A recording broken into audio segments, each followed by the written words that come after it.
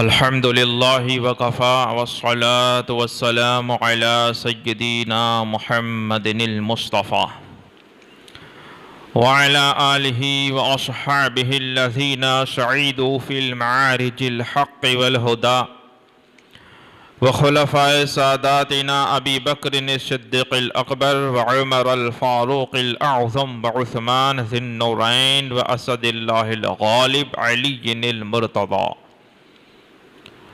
وابنه الامام حسن المجتبى وصبته الامام حسن الشہید دافع الکرب والبلاء وامہما سیدۃ النساء فاطمة الزہراء وابنه الشیخ غوث الثقلین وغیث القونین محی الدین ابی محمد عبد القادر سیدنا غوث الورا وسراج امتہ ابی حنیفۃ امام ائمۃ الہدی و امام اہل سنتہ مجددی لدینہ و شریعتہ سیدنا امام احمد رضا وابن شیخ مفتی الاعظم محمد مصطفی رضا وابنہ سیدی و مرشدی و سندی و ماوائی و ملجائی و کنزی و زخر فی الدارین والحجة في الشريعة والطريقة والحقيقة والمعرفة تاج الملة والدين والشريعة مفتي محمد أختر رضا وعلى جميع أهل السنة والجماعة دائما أبدا أبدا أما بعد فأعوذ بالله من الشيطان الرجيم بسم الله الرحمن الرحيم ان الذين آمنوا وعملوا الصالحات سيجعل لهم الرحمن ودا آمنت بالله صدق الله مولانا العظيم وبلغنا رسوله النبي الكريم ونحن على ذلك لمن الشاهدين والشاكرين والحامدين والحمد لله رب العالمين ان الله وملائكته يصلون على النبي یا ایہا الذین آمنوا صلوا علیہ وسلموا تسلیما اللہم صلی علی سیدنا محمد معدن الجود والکرم والہ وبارک وسلم اللہم صلی علی سیدنا و مولانا محمد عافیت الابدان وشفائها وطب القلوب ودوائها ونور الابصار وضیائها وعلى آلہ وصحبہ الکرام وابنہ الکریم الغوث الاعظم الافخم الہمام وآلہ وبارک وسلم۔ معزز سامعین کرام، گزشتہ ہماری گفتگو کی ابتدا کی جس میں بنیادی باتیں اور اصولی باتیں کچھ پیش کی گئی، جس میں اس بات پر ہم نے بحث کی کہ مسجدوں میں، اللہ کے گھروں میں کیا غیر اللہ کا نام لینا شرک ہے؟ اس سلسلے میں ہم نے کچھ دلیلیں بھی پیش کی، جیسا کہ نماز میں اور تشہد میں جو ہم پڑھتے ہیں اس سے ہم نے دلیل پیش کی۔ آج اسی بات کو آگے بڑھاتے ہوئے اور مزید آپ کو دلیل دیتے ہوئے تاکہ دلوں میں مکمل طور پر اطمینان ہو جائے اور شک کرنے والوں کے وسوسے دور ہو جائیں کہ اللہ جب خالق ہے، اللہ مالک ہے، اللہ عبادت کے لائق ہے، ہم اللہ کی عبادت کرتے ہیں، تو پھر اللہ کے سوا کسی کا نام لینا کیسا؟ اور اللہ کے گھر مسجد میں اللہ کے سوا کسی اور کا نام لینا کیسا؟ اس طرح کے جو وسوسے جنات اور انسانوں کے شیطانوں کے ذریعے ایمان والوں کے دلوں میں ڈالے جاتے ہیں، تو اس کے سامنے ان کی بیخ کنی کی جائے اور ایمان کو مضبوط کیا جائے۔ گزشتہ آپ دلائل کو یاد رکھیں، آج اس سے مزید آپ کو کچھ دلائل پیش کر رہا ہوں۔ سوال ہمارا یہ ہے کہ کسی اور کا نام لینا اللہ کے سوا، جس کو غیر اللہ کہا جاتا ہے، جیسے اللہ کے رسول کا نام لینا، اور پھر اولیاء کرام کا نام لینا، علماء کرام کا نام لینا. جیسے آپ ہماری مسجد میں دیکھ رہے ہو، اکثر ہماری سنی مساجد میں آپ جاؤ گے تو وہاں پر آپ کو اللہ لکھا ہوا ملے گا، محمد بھی لکھا ہوا ملے گا صلی اللہ علیہ وسلم، پھر پنجتن پاک کے نام ملیں گے، حضور غوث پاک کے نام ملیں گے، اور بہت کچھ اولیاء کرام وہ سب کے نام ملیں گے. جبکہ آپ بد مذہب کے وہاں چلے جاؤ گے تو وہاں پر ان لوگوں کا کہنا یہ ہے کہ یہ اللہ کا گھر ہے تو اللہ کے سوا کسی کا نام لینا یہ ناجائز ہے اور شرک ہے. تو وہاں پر آپ کو صرف اللہ اللہ نظر آئے گا، نہ محمد نظر آئے گا، نہ کسی اور کا نام نظر آئے گا. اور پھر ہمارے بھولے بھالوں کو یہ پھنساتے ہیں اس میں کہ اللہ اللہ کا نام لینا چاہیے، مسجد اللہ کا گھر ہے، عبادت اللہ کی ہے، کسی اور کا نام لیں گے تو آپ تو اسلام سے نکل جائیں گے. یعنی بتوں کا نام لینا اور اللہ کے ولیوں کا نام لینا ان کے نزدیک دونوں برابر ہے. تو ہمارے بھائی بیچارے پھنس جاتے ہیں اور اس طرح سے یہ اپنا پرچار کرتے ہیں، اور بد مذہبیت تو اس طرح سے پھیلتی ہے بیماری کی طرح. تو کل تو ایک مضبوط دلیل آپ کو دی تھی تشہد والی، کہ جو پڑھنا واجب ہے، اس کا ترجمہ بھی سمجھایا تھا اور اس کے کچھ باریک نکات بھی آپ کے سامنے پیش کیے تھے. آج ایک اور بات ہم پیش کرتے ہیں، وہ ہے جمعہ کے دن مسلمانوں کی مساجدوں میں ممبر پر جمعہ کی نماز سے پہلے اور عید کے دن لوگوں کے مجمع عام میں عید کی نماز کے بعد خطبہ پڑھا جاتا ہے. خطبے میں کیا کسی غیر اللہ کا نام لیا جاتا ہے کہ نہیں لیا جاتا؟ وہاں پر اللہ کی وحدانیت کی اور رسول اللہ کی رسالت کی گواہی دینے کے بعد خلفائے راشدین کا نام لیا جاتا ہے، امام حسن اور حسین کا نام لیا جاتا ہے، ماں سیدہ فاطمہ زہرا کا نام لیا جاتا ہے، اور اسی طرح سے رسول کریم صلی اللہ علیہ وسلم کے دو چچا حضرت عباس اور حضرت حمزہ رضی اللہ تعالی عنہم. اور پھر کہا جاتا ہے وَعَلَى كُلِّ سَائِرِ الْفِرَقِ الْأَنصَارِ وَالْمُهَاجِرَةِ، کہ تمام کے تمام انصار اور مہاجرین کے جتنے بھی صحابہ کرام ہیں تمام پر درود ہوں، سلام ہوں، رحمتیں ہوں، برکتیں ہوں، اور ہمیشہ دائماً ابداً ابدا، ہمیشہ ہمیشہ کے لیے. مجھے بتاؤ پھر یہ شرک ہوا کہ نہیں ہوا؟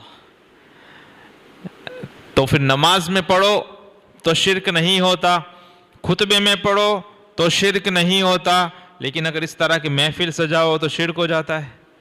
یہ اسی لیے کہتے ہیں کہ وہابی بولتا ہے لیکن سمجھتا نہیں ہے، وہ کچھ بھی بولتا دیتا ہے. دلیلیں ہمارے پاس ہوتی ہیں، اور اس کو آپ یوں بھی سمجھیں کہ اگر ایک عمارت آپ کو بنانی ہے، ہمیں بنانی ہے، تو اس کے لیے ہمیں جگہ لینی پڑتی ہے، اس کا نقشہ بنانا پڑتا ہے، اس کے کاریگر رکھنے پڑتے ہیں، پھر تجربے والے کاریگر چاہیے کہ کہیں ہماری عمارت کو خراب نہ کر دے، کہیں پہ ادھر کا روم ادھر نہ ڈال دے، کہیں سیڑھی لگانی ہے وہاں پہ کچھ گڑبڑ نہ کر دے. اتنی محنت کرنی پڑتی ہے، روزانہ چیک کرنا پڑتا ہے، اس کو ہم پانی بھی پلانا پڑتا ہے، انجینئر کو بھی رکھنا پڑتا ہے، اور بہت کچھ محنت مشقت کے بعد 6 مہینہ، 1 سال، 2 سال، 5 سال لوگوں کے نکل جاتے ہیں ایک گھر بنانے میں. اتنا کچھ کرنے کے بعد بنتا ہے، لیکن جب توڑنا ہو تو توڑنا ہی ہے، ڈیمیج کرنا ہے. اب کسی ایکسپیرینس والے کی ضرورت ہے؟ کسی انجینئرز کو فیس دے کر بلایا جاتا ہے؟ نہیں. کیا کرنا ہے؟ ایک مضبوط ہتھوڑا لے لو، جہاں من میں آئے وہاں پہ ٹھوکم ٹھوک کرو. وہ توڑنا ہی ہے، گرانا ہی ہے. یہی حال ہمارا ہو جاتا ہے کہ اہل سنت والجماعت سنیوں کو ان تمام عقیدوں کو صحیح طریقے سے رکھنا ہے، مضبوط طریقے سے رکھنا ہے، تو ہم کو قرآن کی باتیں بھی پیش کرنی پڑ رہی ہے، ہم حدیثیں بھی پیش کر رہے ہیں، ہم علماء کرام اور اولیاء کرام کے اقوال، آپ ان کی زندگی، ان کی کتابوں سے حوالے یہ کر رہے ہیں، اس کے لیے ہمیں محنت پڑتی ہے۔ ایک دلیل ڈھونڈنے کے لیے کتنے کتنے گھنٹے، کتنے کتنے دن نکل جاتے ہیں، ایک حوالہ پیش کرنے کے لیے کئی کتابیں ادھر سے ادھر کرنی پڑتی ہے، کتنے صفحات کا مطالعہ کرنا پڑتا ہے، کتنا کچھ کرنے کے بعد ہمیں ایک دلیل ملتی ہے، ہمیں لگتا ہے یہ صحیح ہے، یہ صحیح ہے، اس طرح سے یہاں سے دلیل ملی، وہاں سے دلیل ملی۔ خصوصاً مجدد دین و ملت امام احمد رضا خان فاضل بریلوی کی دلائل، اور اس سے پہلے بھی جتنے بھی باطل فرقے ہوئے ان کے سامنے علماء اہل سنت کے دلائل ہمارے پاس موجود ہوتے ہیں، لیکن ان سب کے لیے کیا کرنا پڑتا ہے؟ محنت کرنی پڑتی ہے، دماغ کھپانا پڑتا ہے، راتوں کو جاگنا پڑتا ہے۔ لیکن اگر اسلام کو ڈیمیج ہی کرنا ہے، ایمان کو لوٹنا ہی ہے، تو کہاں کوئی دلیل کی ضرورت ہے؟ جو من میں ٹھوکو، پھینکم پھینکی کرو، جو بولنا ہے بولو، جو کچھ کرنا ہے کرو، وہی ہوتا ہے نا۔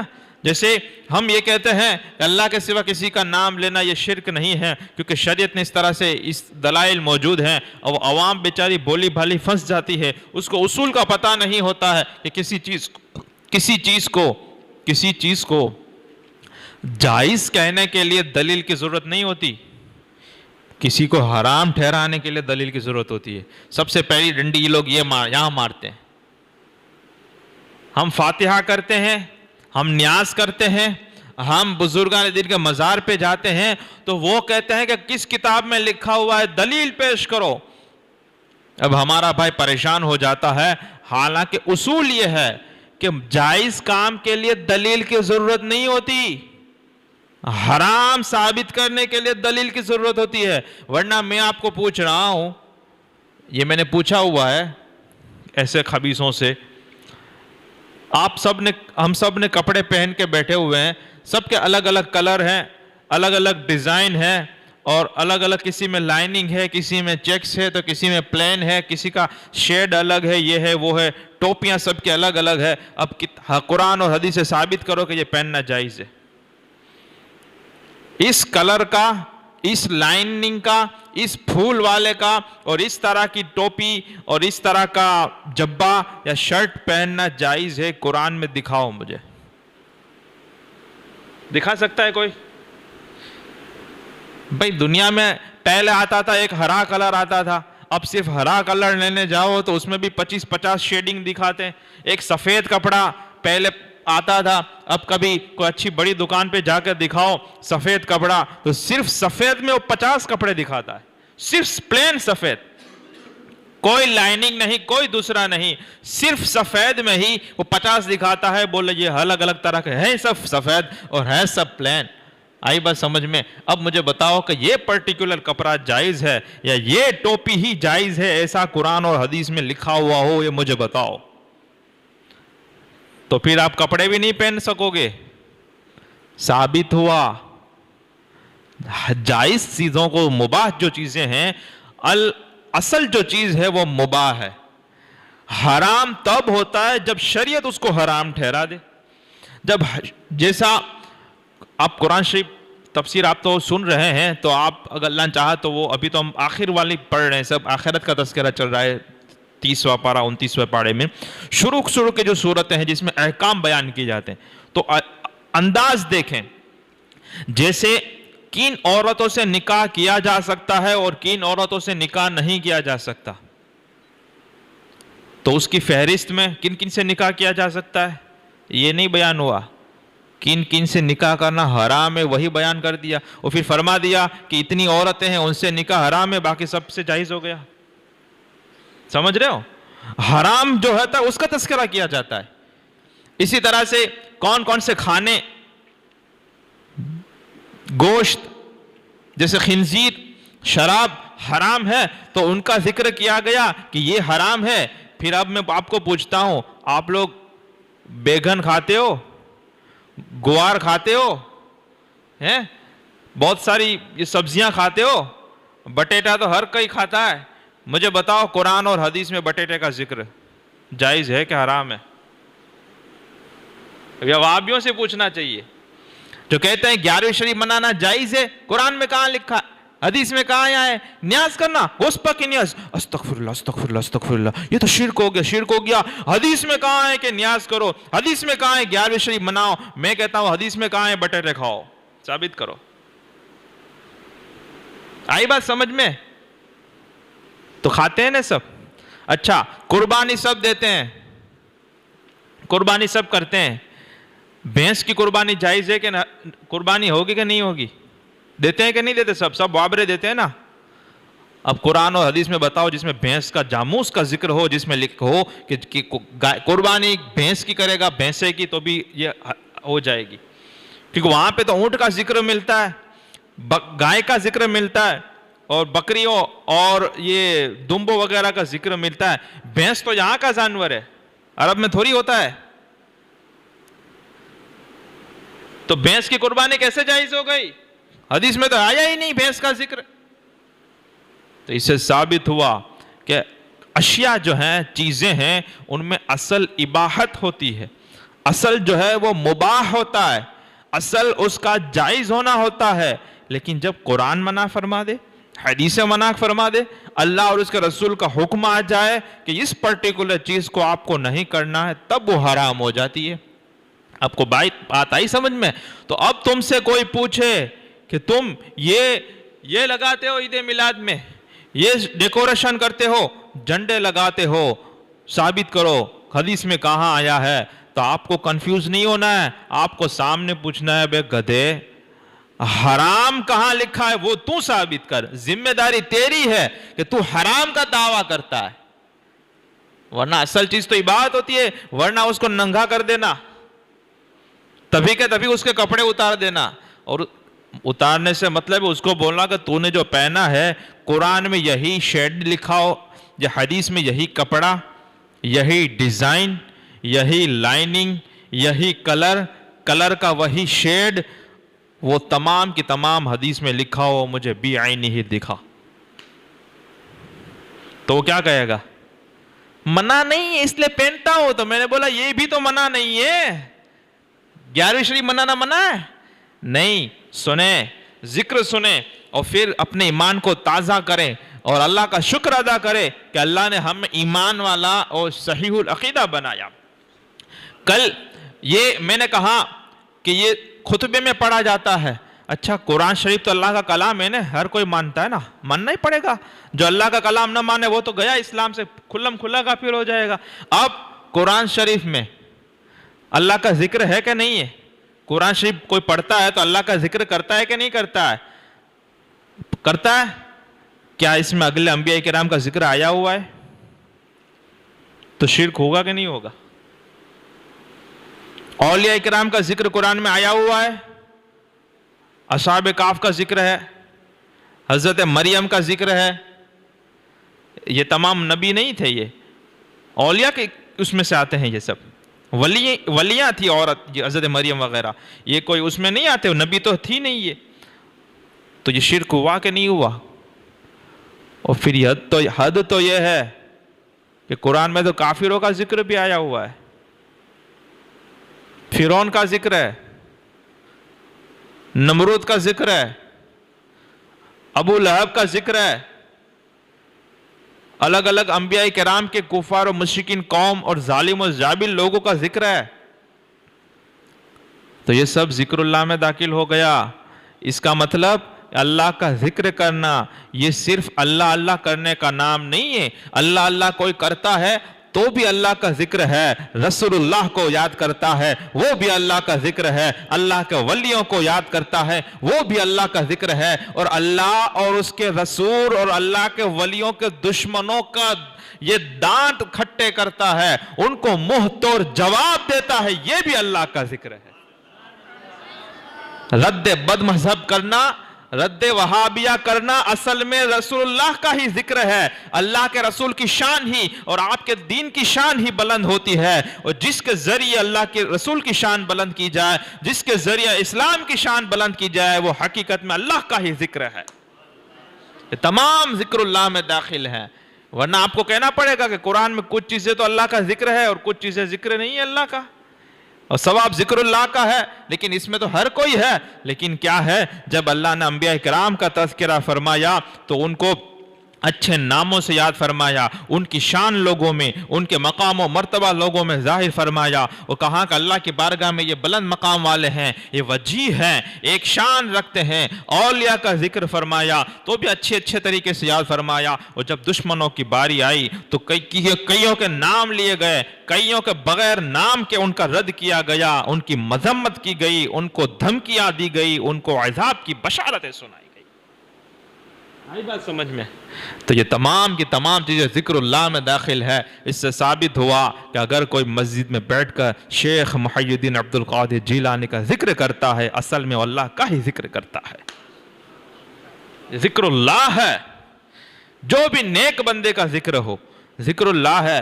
اچھا، کل ایک حدیث بیان کی تھی، یاد ہے؟ اللہ جب کسی بندے سے محبت کرتا ہے تو جبریل کو بلا کر کہتا ہے کہ انی احب فلانا فاحبہ، میں فلانے سے محبت کرتا ہوں تو بھی کر۔ اب یہاں تو اللہ کے بارگاہ میں ذکر ہو رہا ہے کسی کا، غیر اللہ کا ذکر وہاں ہو رہا ہے آسمانوں میں۔ اللہ فرما رہا ہے، اور قرآن تو پڑھتے ہو نا، حضور نے ارشاد فرمایا اے قوم ایسی آئے گی کہ صحابہ کرام سے حضور نے ارشاد فرمایا کہ ان کی عبادتوں کے سامنے تم اپنی عبادتوں کو ہلکی سمجھو گے۔ وہ اتنی عبادتیں کریں گی کہ ان کی عبادتوں کے سامنے تم اپنی عبادتوں کو ہلکی سمجھو گے، لیکن قرآن ان کے گلے کے نیچے نہیں اترے گا، حلق کے نیچے نہیں اترے گا۔ تبلیغیوں کو دیکھا ہے بغل میں قرآن لے کے گھومتے ہیں، چھوٹا سا قرآن ساتھ میں ہوتا، اب تو موبائل آ گیا ہے، بس اسٹیشن پہ جائیں گے، ریلوے اسٹیشن پہ جائیں گے، انکوائری پہ پوچھ پرچھ کے بارے میں پوچھیں گے، پتہ چلے گا ابھی آدھا گھنٹہ 1 گھنٹے کی دیر ہے، اب فوراً قرآن کھول کے بیٹھ۔ ہمارا سنی بھائی کہے گا آہا کتنا قرآن پڑھتا ہے۔ حضور نے فرمایا قرآن ان کے حلق کے نیچے نہیں اترے گا۔ آئیے کیسے نہیں اترتا؟ اللہ فرماتے سورہ بقرہ میں فَاذْكُرُونِي أَذْكُرْكُمْ، تم میرا ذکر کرو میں تمہارا ذکر کروں گا، میں تمہارا چرچا کروں گا۔ اور ایک حدیث قدسی میں فرماتا ہے کہ جب بندہ اللہ کو یاد کرتا ہے تو اگر پبلک میں اکیلے میں کرتا ہے اللہ اپنی شان کے لائق اکیلے میں اسے یاد فرماتا ہے، اور جب بندہ لوگوں کے سامنے ظاہر میں پبلک میں اللہ کو یاد کرتا ہے اللہ اس سے بہتر اچھے لوگ یعنی اس سے اچھی مخلوق فرشتوں میں اس کا ذکر فرماتا ہے۔ اب وہاں پہ تو اللہ کا ذکر کرنے کا تذکرہ ہمیں مل رہا ہے، اور اگر ہم یہاں پہ غوث پاک کا نام لے تو یہ اونچے پائچے والا کہتا ہے کہ شرک ہو گیا۔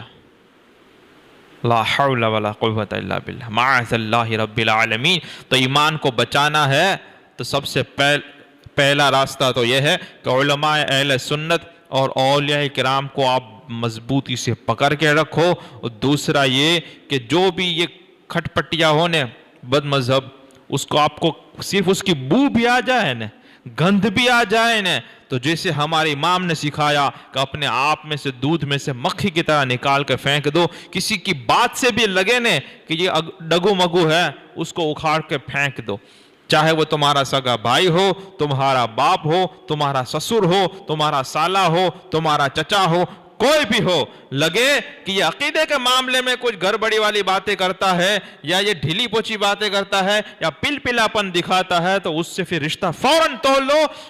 اسی میں ہمارے ایمان کی، ہمارے عقیدے کی، ہمارے گھر والوں کے ایمان اور عقیدے کی، اور ہمارے بچوں کے ایمان اور عقیدے کی حفاظت ہے۔ اب اولیاء کرام کے تعلق سے ایک تو وہ حدیث جو میں نے کل پیش کی بخاری شریف اور مسلم شریف، ہم بھی اولیاء کرام سے محبت کرتے ہیں الحمدللہ، اللہ کا شکر ہے۔ آئیے اس سلسلے میں ایک اور ایمان افروز حدیث سنتے ہیں، یہ بھی مسلم شریف میں حدیث ہے اور یہ معتبر روایتوں سے ہے۔ حضرت انس بن مالک رضی اللہ تعالیٰ عنہ فرماتے ہیں کہ میں اللہ کے رسول سرور عالم صلی اللہ علیہ وسلم کے ساتھ ابھی مسجد سے باہر ہم نکل رہے تھے کہ ایک اعرابی آیا، ایک دیہاتی آیا اور آ کر کہنے لگا، وہی مسجد کے صحن میں ہی حضور صلی اللہ علیہ وسلم سے غیب کی باتیں پوچھنے لگا اور کہنے لگا متی الساعہ، یا رسول اللہ قیامت کب آئے گی؟ کیا سوال پوچھا؟ قیامت کب آئے گی؟ رسول اللہ صلی اللہ علیہ وسلم نے ارشاد فرمایا ما اعددت لہذا، حضور صلی اللہ علیہ وسلم نے ارشاد فرمایا اسے کہ تو نے قیامت کے لیے تیاری کیا کی ہے؟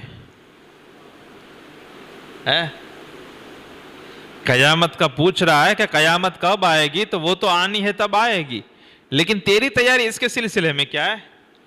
اب کئی حضرت انس بن مالک سے کئی طرق سے یہ روایت موجود ہے مسلم شریف میں، اس میں جو میں خلاصہ پیش کر رہا ہوں، اس میں ایک جو طرق ہے اس میں یہ کہ جب حضور نے یہ پوچھا تو گویا کہ وہ خاموش سا ہو گیا، اور بات کا خلاصہ جو مجھے سمجھ میں آیا مختلف روایتوں سے وہ یہ ہے کہ جب حضور صلی اللہ علیہ وسلم نے یہ ارشاد اس سے پوچھا کہ تو نے قیامت کی تیاری کیا کی ہے، تو اس نے کہا، اور ایک روایت میں یہ بھی ہے کہ اس نے کہا کہ میں نے کوئی زیادہ نفلی نمازیں نہیں پڑھی۔ اب دیکھو صحابی جو ہوتے تھے اس کو ہمارے جیسا مت سمجھنا کہ ہم کہیں کہ ہاں میں نے بھی تیاری نہیں کی، تو ہم نے تیاری نہیں کی اور انہوں نے نہیں کی، ان میں بہت فرق ہے، ٹھیک ہے۔ ان کا حال یہ تھا کہ فرض واجب کبھی ان سے چھوٹتا ہی نہیں تھا، اسی طرح سے حرام میں وہ پڑھتے نہیں تھے اور مکروہ سے بھی بچتے تھے، مستحبات پر عمل ہوتا تھا، پھر بھی وہ اپنے اعمال پہ ان کو بھروسہ نہیں تھا۔ اور ہمارے یہاں تو فرض کی مارا ماری ہے، قرآن مخارج سے پڑھنا نہیں آتا، وہیں سے ہم تو فیل ہو جاتے ہیں۔ اب دیکھیں، اب ان کا کہنا، وہ صحابی کا یہ کہنا تھا کہ اگرچہ میں فرائض پڑھتا ہوں، واجبات ادا کرتا ہوں، حرام سے بچتا ہوں، بہت کچھ ہوتا ہے، لیکن مجھے کوئی عمل ایسا نظر نہیں آتا کہ جس کی وجہ سے مجھے ایسا لگے کہ اس کی وجہ سے میں بچ جاؤں گا اور قیامت کے دن یہ مجھے کام آئے گا۔ بھروسہ آدمی کو عمل پہ نہیں ہوتا۔ تو اس صحابی نے یہ عرض کیا کہ یا رسول اللہ میرے سے تو کوئی تیاری نہیں ہوئی، الا ہاں یہ ہے احب اللہ و رسولہ، کہ میں اللہ اور اس کے رسول سے محبت کرتا ہوں۔ کیا تیاری ہے؟ تیاری کچھ نہیں، اللہ اور اس کے رسول سے محبت کرتا ہوں، بس ہمارے کام کی بات ہے، کیونکہ ہمارا بھی ایسا ہی کچھ ہے۔ اگرچہ محبت میں وہ کامل تو ہم نہیں ہیں، اللہ وہ کمال نصیب کرے، بے شک اس کے اختیار میں ہے، قدرت میں ہے، رحم و کرم کے ساتھ وابستہ ہیں چیزیں۔ تو صحابی نے عرض کیا کہ میرے پاس وہ کوئی عمل تو ایسا کوئی تیاری تو زبردست نہیں ہے، لیکن اتنی بات ہے کہ میں انی احب اللہ و رسولہ، میں اللہ اور اس کے رسول سے محبت کرتا ہوں۔ اللہ کے رسول صلی اللہ علیہ وسلم نے جواب ارشاد فرمایا کہ انت مع من احببت، فرمایا کہ تم اسی کے ساتھ ہوگا، جس آدمی اسی کے ساتھ ہوگا قیامت کے دن جس سے وہ محبت کرتا ہے۔ حضرت انس بن مالک رضی اللہ تعالیٰ عنہ فرماتے ہیں کہ جب حضور نے یہ ارشاد فرمایا کہ آدمی اسی کے ساتھ ہوگا جس کے ساتھ وہ دنیا میں محبت کرتا تھا، ایمان لانے کے بعد ہمیں اس قول سے زیادہ کبھی خوشی نہیں ہوئی۔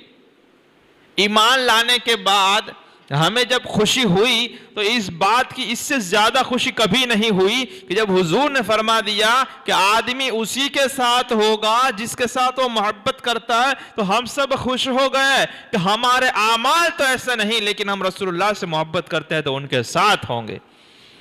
اور حضرت انس بن مالک کا عقیدہ دیکھیں، اور آپ پھر ایک فرماتے ہیں کہ انا احب اللہ، وہ شرک والی اللہ غیر اللہ کے ساتھ محبت کرنے کے بارے میں فرماتے ہیں حضرت انس بن مالک۔ یہ کون ہے؟ یہ صحابی رسول ہیں جنہوں نے حضور صلی اللہ علیہ وسلم کی 10 سال خدمت کی ہے۔ کتنے سال؟ حضور کے ساتھ ہی رہتے تھے 10 سال تک۔ آپ مدینہ شریف میں تشریف لائے تو آپ حضور کے ساتھ ہی رہے، 10 سال تک آپ نے خدمت کی۔ حضرت انس بن مالک رضی اللہ تعالیٰ عنہ زبردست صحابی ہے، وہ فرماتے ہیں انا، جب یہ حدیث روایت کرتے ہیں پورا کہ آدمی اسی کے ساتھ ہوگا جس کے ساتھ وہ محبت کرتا ہے، قیامت کے دن اسی کے ساتھ ہوگا، حشر اسی کے ساتھ ہوگا. پھر یہ کہتے ہیں انا احب اللہ ورسولہ وابا بکر وعمر، میں اللہ سے محبت کرتا ہوں، اس کے رسول سے محبت کرتا ہوں، ابو بکر سے محبت کرتا ہوں، عمر سے محبت کرتا ہوں. اور پھر آگے فرماتے ہیں کہ ابو بکر اور عمر سے محبت کرتا ہوں اس لیے کہ یہ سب اللہ والے ہیں، رسول اللہ والے، حالانکہ وہ خود بھی صحابی ہیں. پھر بھی فرماتے ہیں کہ میں ان دونوں سے محبت کرتا ہوں اور یہ امید کرتا ہوں کہ میرا حشر ان لوگوں کے ساتھ ہوگا، اگرچہ میرے اعمال ان دونوں جیسے نہیں ہیں. صحابی 10 سال حضور کی خدمت میں رہے. یہ حضرت انس بن مالک رضی اللہ تعالیٰ فرماتے ہیں اللہ سے محبت کرتے ہیں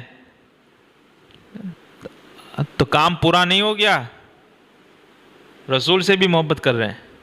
آئی بات سمجھ میں؟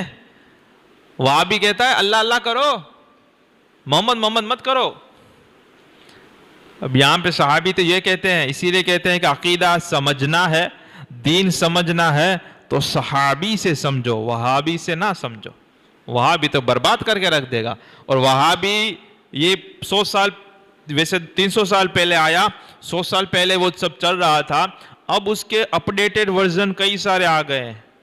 وہابی میں آپ کو سمجھانے کے لیے بول رہا ہوں، ورنہ اور کئی سارے فرقے اور کئی سارے یہ کیا بولتے ہیں کلاکار لوگ مارکیٹ میں ہیں جو عقیدوں کو خراب کرتے ہیں. وہ سب کی میں تفصیل میں نہیں جا رہا، لیکن یہ سمجھانے کے لیے جو سنی نہیں ہے اس کو آپ سمجھ لے کہ یہ بد مذہبوں کی میں بات کر رہا ہوں. یہاں پہ کیا فرما رہے ہیں؟ اللہ سے بھی محبت کر رہا ہوں، رسول اللہ سے بھی محبت کر رہا ہوں. اب تو بات ختم ہو جانی چاہیے تھی، کہا نہیں ابو بکر اور عمر سے بھی کر رہا ہوں تاکہ میرا حشر ابو بکر اور عمر کے ساتھ ہو، اگرچہ میرے اعمال ابو بکر اور عمر جیسے نہیں ہیں. ہم بھی یہی کہتے ہیں، غوث پاک سے محبت کرتے ہیں، اسی لیے تو ہم دعا مانگتے ہیں کہ قادری کر، قادری رکھ، قادریوں میں اٹھا. اب سمجھ میں آیا آپ کو؟ وہاں بھی کیا کہتا ہے پتہ ہے؟ ان کو قادری میں اٹھنا ہے، محمدی میں نہیں اٹھنا ہے. ان کو آپ اس طرح سے بھی سمجھ سکتے ہیں کہ آپ سے کوئی پوچھا جائے کہ آپ کس کے بیٹے ہو، آپ سے پوچھا جائے آپ کس کے بیٹے ہو، آپ کیا جواب دیں گے؟ اپنے والد کا نام لیں گے نا. اب وہ سامنے وہاں بھی ہوتا ہے نا اونچے پائچے والا، تو کیا بولتے خبر ہے؟ اپنے باپ کا بیٹا ہے، کیا حضرت آدم علیہ السلام کا بیٹا نہیں ہے تو حضرت آدم کا نام کیوں نہیں لیا؟ آ رہی بات سمجھ میں؟ اسی طرح وہ کہے کہ باپ کا نام کیوں لیا، دادا کا نام کیوں نہیں لیتا؟ یہ سب ایسا ہے کہ اصل جھنڈا تو محمد رسول اللہ کا ہی ہے، لیکن اسی جھنڈے کے نیچے کئی سارے گروہ ہوں گے. جیسے قرآن اللہ جو رسول اللہ پہ نازل ہوا وہ پڑھایا جاتا ہے، قرآن ایک ہی نازل ہوا، اللہ نے جو نازل کیا وہی پڑھایا جاتا ہے، لیکن سب کا استاذ الگ الگ ہوتا ہے. تو کیا وہ استاذ کے بدلنے سے قرآن بدل جا رہا ہے؟ نبی بدل جا رہا ہے؟ اللہ بدل جا رہا ہے؟ استاذ تو الگ الگ ہوتے ہیں نا سب کے. اسی طرح سے پیر بھی الگ الگ ہوتا ہے، لیکن سب کا مقام منزل ایک ہی ہوتی ہے کہ جو بمصطفیٰ بس رسول اللہ تک پہنچا دے، وہی پیر کا کام ہوتا ہے، وہی شیخ کا کام ہوتا ہے، وہی استاذ کا کام ہوتا ہے، وہی عالم کا کام ہوتا ہے. اسی لیے یہ کہ قادری کر، قادری رکھ، قادریوں میں اٹھا، قدر عبد القادری، قدرت نما کے واسطے. اور بخاری شریف کی حدیث میں حضور نے ارشاد فرمایا المرء مع من احب، آدمی اسی کے ساتھ ہوگا جس سے وہ محبت کرتا ہے. اور زمانے کا فاصلہ ہو، محبت کا تقاضا اتنا ہے، آپ کو میں کیا بتاؤں. یہ جو ہم زبان سے بولتے ہیں، روبرو میں ملاقات کرتے ہیں، وہ جس طرح سے ایفیکٹ کرتی ہے، اسی طرح دلوں کی نیتیں اور محبتیں بھی ایفیکٹ کرتی ہیں. ایک اور حدیث آپ کو سنا دیتا ہوں. رسول اللہ صلی اللہ علیہ وسلم ارشاد فرمایا ایک آدمی مشرق میں رہتا ہے، پورو میں، ایک آدمی مغرب میں رہتا ہے. اب ایک آدمی دوسرے سے محبت کرتا ہے اللہ تعالیٰ کے لیے، ملنا نہیں ہوا، روز ملنا نہیں ہوا، جان پہچان نہیں ہے، بس اسے پتا ہے کہ ایک آدمی وہاں پر ہے، اللہ والا ہے، اچھا آدمی ہے. جیسے ہم کسی عالم کا نام سنتے ہیں، بہت اچھا کام کرتا ہے، تو ہم کہتے ہیں ہاں مجھے محبت ہے اس سے، اور کچھ پتہ نہیں ہوتا، نہ کبھی ملے ہوئے ہوتے ہیں، کبھی نہ دیکھا ہوتا ہے. جیسے ہم بزرگان دین، ہم غوث پاک شیخ معی الدین عبد القادر جیلانی کا نام لیتے ہیں، غریب نواز کا نام لیتے ہیں، داتا علی حجویری کا نام لیتے ہیں، امام غزالی کا نام لیتا ہے، ہمارے سلسلے کے بزرگوں کا نام لیتے ہیں، اعلیٰ حضرت کا نام لیتے ہیں. کسی کو دیکھا نہیں، کسی سے ملے نہیں.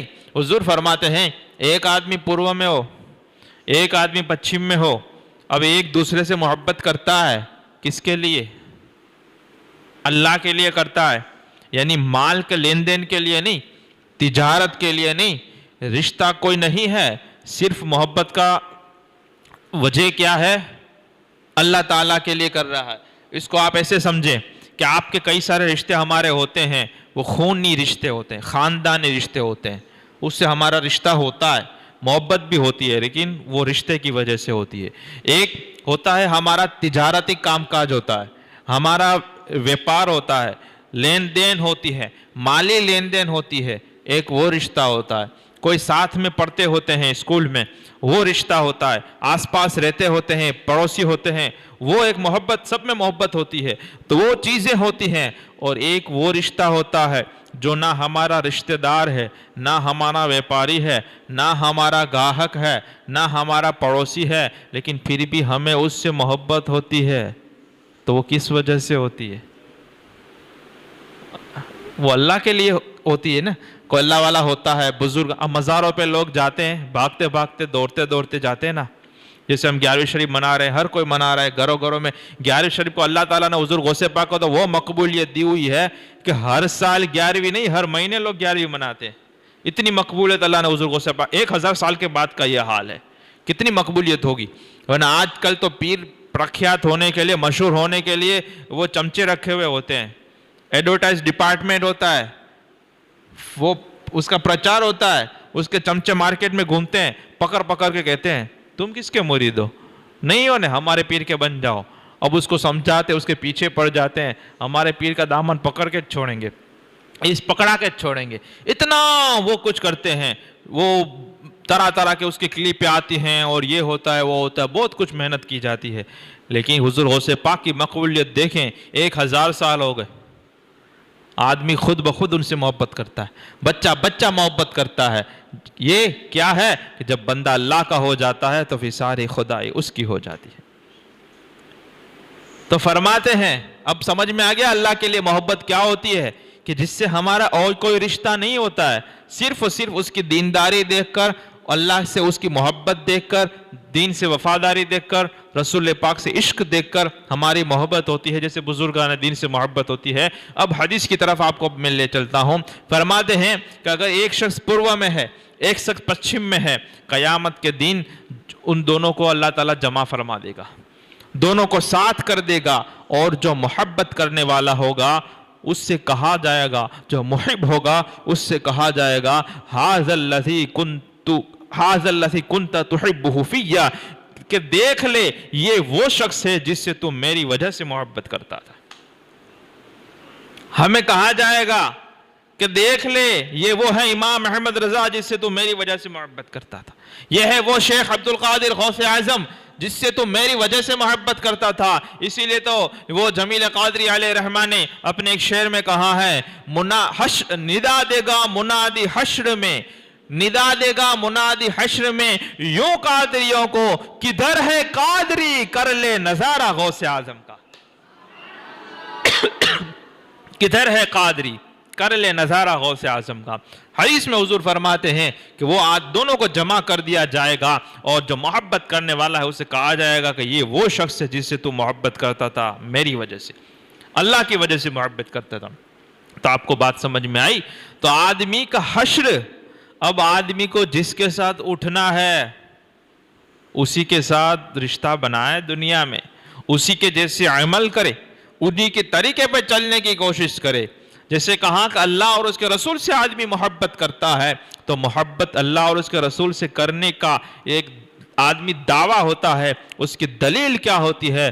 دلیل یہ ہوتی ہے کہ اللہ اور اس کے رسول کی حکم کی فرما برداری کی جائے اور جن سے وہ ناراض ہوتے ہیں ان کو چھوڑ دیا جائے۔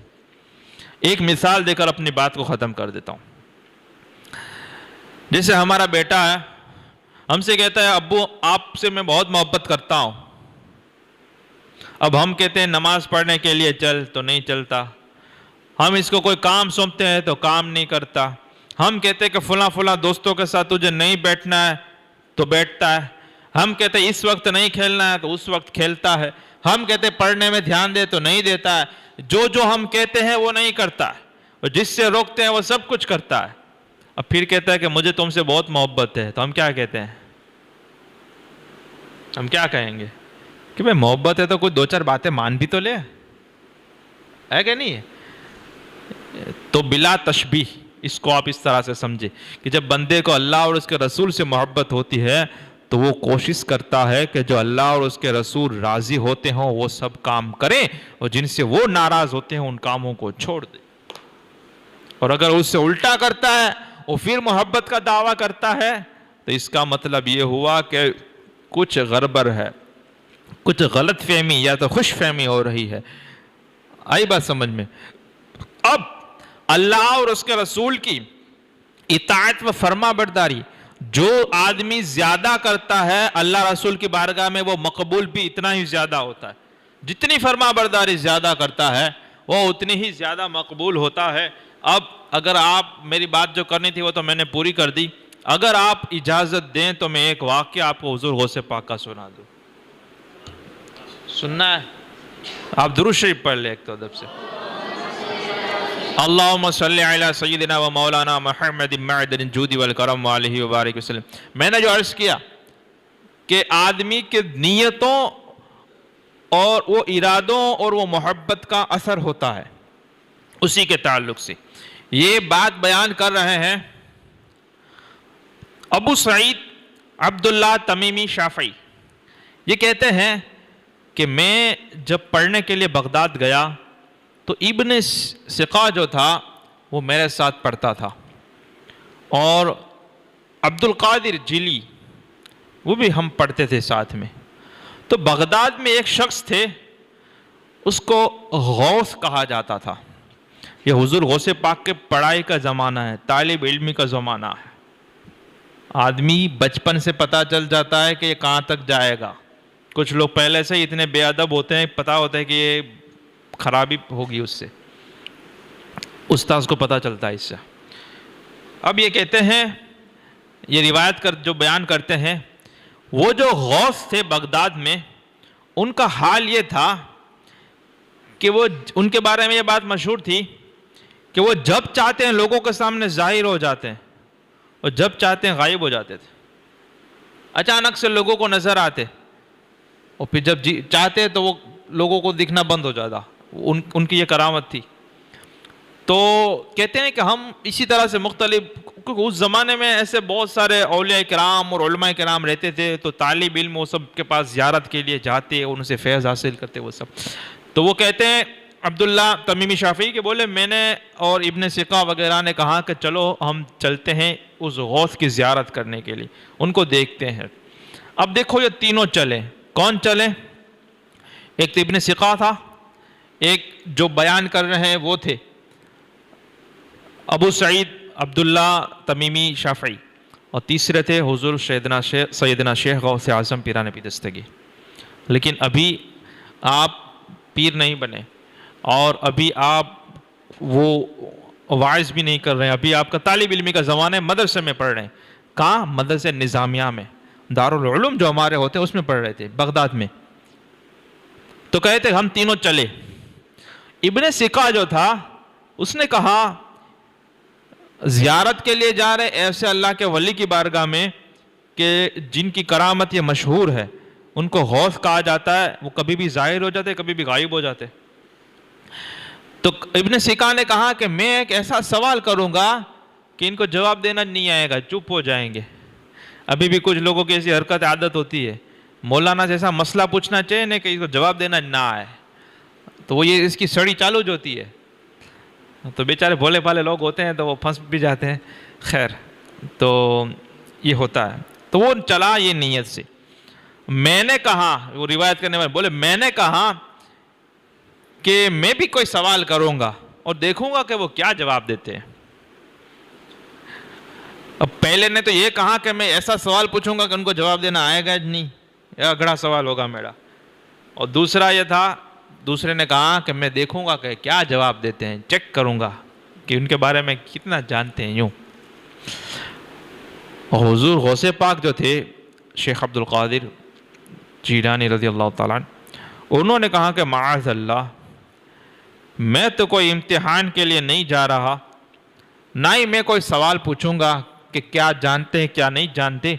میں تو ان کی زیارت کرنے اور ان سے برکتیں حاصل کرنے کے لیے جا رہا ہوں, ان سے فیض حاصل کرنے جا رہا ہوں. اب دیکھو تینوں کی نیتیں الگ الگ ہیں, جا رہے ہیں ساتھ میں, طریقہ سیم ہے, راستہ سیم ہے. بولے ہم اس غوث کی خانقاہ میں پہنچے, وہاں پہ جا کر جہاں وہ بیٹھتے تھے وہاں جا کر ہم نے دیکھا تو کوئی نہیں تھا, تو ہم تھوڑی دیر بیٹھے رہے, اچانک سے نظر آ گئے, ہمیں نظر آنے لگے ہمیں, اور ابن سیقہ کی طرف جلال کے ساتھ غصے کے ساتھ دیکھا اور کہا ابن سیقہ تو مجھ سے ایسا مسئلہ پوچھنا چاہتا ہے کہ جس سے میں چپ ہو جاؤں, میں خاموش ہو جاؤں اور مجھے جواب دینا نہ آئے. سن, تیرا مسئلہ یہ ہے اور اس کا جواب یہ ہے. تو یہ سمجھتا تھا کہ میں چپ ہو جاؤں گا, اور سن میں تیرے اندر میں کفر کی آگ کو بھڑکتی ہوئی دیکھتا ہوں. اب دوسرے کی کہاں میری طرف دیکھا اور کہا عبداللہ تو نے یہ سوال پوچھنا چاہا, ایسا مسئلہ پوچھنا چاہا کہ تو مجھے دیکھے کہ میں کیا جواب دیتا ہوں. سن, تیرا مسئلہ یہ تھا اور تیرا جواب یہ ہے, اور تو نے یہ جو بے ادبی کی ہے اس کی وجہ سے تو دنیا میں اتنا پڑ جائے گا کہ دنیا تیرے کانوں کی لو تک پہنچ جائے گی. اور پھر کہا کہ عبد القادر کی طرف دیکھا, اور جب دیکھا تو بڑے محبت اور پیار سے دیکھا, شفقت سے دیکھا, ان کو قریب بلایا, وہاں ان کی عزت کی, ان سے محبت فرمائی اور کہا کہ فرزند بیٹے, کیونکہ نیت ان کی کیا تھی, پہلے کی نیت کچھ تھی کہ چپ کر دوں گا, تو وہاں پہ کفر کی بات آ گئی. یہاں پہ بے ادبی ہے تو وہ گمراہی کی بات آ گئی کہ دنیا میں پڑ جائے گا, دنیا میں پڑ جانا گمراہی ہو جاتی ہے پھر. اور پھر یہاں پر کیا کریں, وہ تو کہا کہ میں تو بس برکتیں حاصل کروں گا, فیض لوں گا, زیارت کروں گا, اور مجھے کچھ نہیں چاہیے. اب ان کو محبت فرمائی اور کہا بیٹے میں دیکھ رہا ہوں کہ بغداد میں ایک دن تو کرسی پر بیٹھے گا, کچھ ممبر پہ چڑھے گا اور کہے گا کہ میرا یہ قدم تمام اولیاء کی گردنوں پر ہے, اور میں دیکھ رہا ہوں کہ تو تیرے زمانے کے جتنے بھی اولیاء کرام ہیں تیرے رعب اور جلال اور ہیبت کی وجہ سے اپنی گردنوں کو جھکا کر تیرے قدم کو اپنی گردنوں پر لے رہے ہیں. اور پھر یہ بات ہوئی, اور پھر یہ کہنے کے بعد بولے غائب ہو گئے, نظر آنا بند ہو گئے. تو بولے ہم بھی پھر اٹھ کے چلے گئے. اور پھر یہ بات اس طرح سے, اب یہ تو معاملہ ہو گیا بچپن میں طالب علمی کے زمانے میں, ویسے تو جوانی کا زمانہ تھا ان سب کا, یہ سب پورا ہو گیا. اب یہ باتیں حقیقت میں کیسے آئی؟ تو حقیقت میں ایسے آئی کہ وہ خود روایت کرنے والے بیان کرتے ہیں کہ ایسا ہوا کہ ابن سیقہ جو تھا یہ پڑھنے میں اتنا ہوشیار تھا, اتنا ہونہار تھا. اب دیکھیں جو آدمی ہوشیار ہوتا ہے, ہونہار ہوتا ہے, اس کو نشہ چڑھ جاتا ہے, اس کو لگتا ہے کہ آئی ایم سم تھنگ. جو میں نے کل بات کر رہا تھا, جو ایڈوکیٹ اور یہ سب کی باتیں جو کر رہا تھا کہ یہ لوگ دین سکھاتے ہیں, ان میں یہی ہوتا ہے, نشہ چڑھ جاتا ہے کہ we are something, I am something. وہ ایک نشے میں چڑھ جاتے, تکبر میں. اور وہ کہتے ہیں کہ یہ مدرسے میں پڑھتے ہیں ان علماء کو کچھ نہیں آتا ہے, ہمیں سب کچھ آتا ہے, انگلش میں 2-4 جملے بولتے ہیں. تو ہمارے جو پڑھے لکھے نوجوان ہوتے ہیں جو کالج کرتے ہیں, انجینئر, ڈاکٹر, وہ سب وہ کیا انگلش بولتا ہے یار, ہمارے مولانا کو انگلش نہیں آتی, کیسا پھڑ پھڑ انگلش بولتا تھا ہے. ایسے تو وہ امپریشن میں آ جاتا ہے. لیکن یاد رکھو حدیثوں میں اور قرآن میں فضیلت علماء کی آئی ہوئی ہے, انجینئر, ڈاکٹر اور وکیل کی نہیں آئی ہوئی. ایجوکیشن الگ چیز ہے, فن ہے وہ الگ چیز ہے. خیر یہاں پہ یہ ہوا کہ ابن سیقہ پڑھنے میں اتنا ہوشیار اور ہونہار تھا کہ اتنا علم حاصل کیا کہ اپنے زمانے کے بڑے بڑے علماء سے بھی اس کا علم زیادہ ہونے لگا. یہاں تک کہ جب وہ مناظرہ کرتا تو سامنے بڑے بڑے یہودی عیسائی کے پادری اور عالم ہوتے، اس کو وہ چپ کرا دیتا، ہرا دیتا تھا مناظرے میں. پھر یہاں تک کہ بادشاہ اسلام تھا، اس نے اپنے دربار میں اس کو یہ جگہ دی. اور پھر روم، یورپ میں جو عیسائیوں کا جو بڑا بڑا پادری تھا، وہاں پہ اس کو بھیجا مقابلے کے لیے. وہ وہاں عیسائیوں کے ملک میں گیا، روم گیا.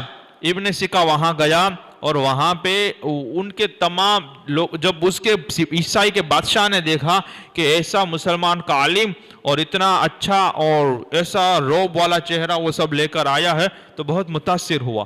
پھر کیا ہوا، بات یہاں تک پہنچی کہ تمام وہاں کے راہب اور پادری جمع ہو گئے، وہاں کے ان کے مذہب کے عالم جمع ہو گئے عیسائیوں کے.